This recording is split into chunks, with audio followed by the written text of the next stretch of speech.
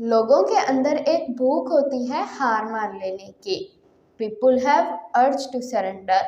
उन्होंने यही करना सीखा होता है और उन्हें ऐसे ही ट्रेन किया जाता है, लेकिन आप उनमें से नहीं हैं।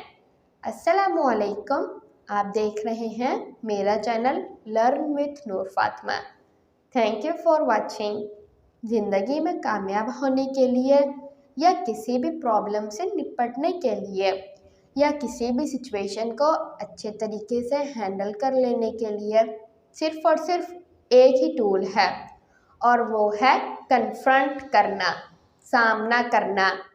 आप प्रॉब्लम से डरकर भागते हैं, इग्नोर करते हैं, क्योंकि आपको लगता है आप इतने विलिंग नहीं हैं कि उस प्रॉब्लम को सॉल्व कर लें, इसलिए आप इग्नोर करते हो।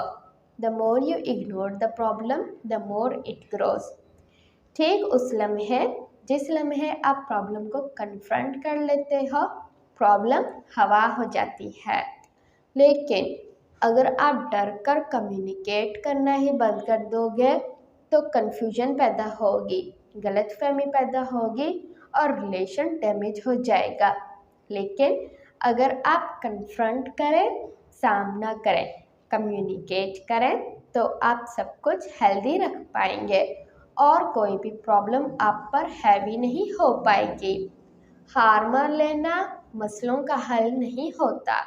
याद रखें, आप जो चाहे कर सकते हैं, जो चाहे बन सकते हैं, जहाँ चाहे जा सकते हैं।